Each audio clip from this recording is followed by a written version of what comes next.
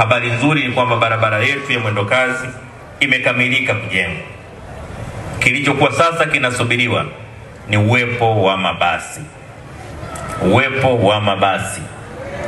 Nafurahi kusema kwamba mabasi 155 yameshaingia nchini tayari.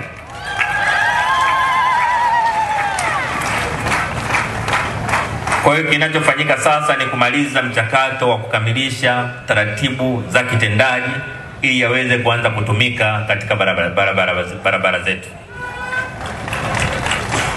Kwa vyovyote vile yatakapoanza kutumika yatapunguza sana kero zilizokusudiwa kuondoshwa katika eneo letu la Mbagala na Dar es Salaam.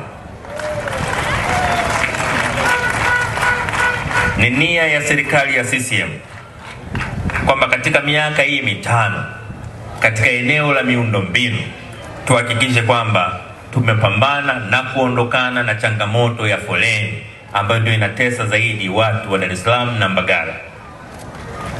Tumezamiria katika miaka mitano ijayo kuendelea na upanuzi wa barabara 4 mpaka 6.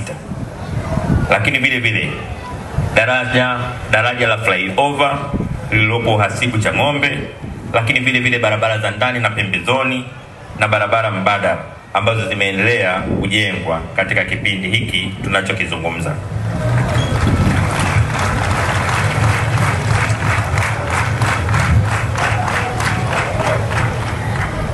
Jambo zuri na la heshima kubwa sana kwa nchi yetu ni kwamba barabara za mwendo kasi kwa sasa hivi katika nchi za Afrika Mashariki ni Tanzania peke yake ambayo imeweza kuanza utaratibu huu.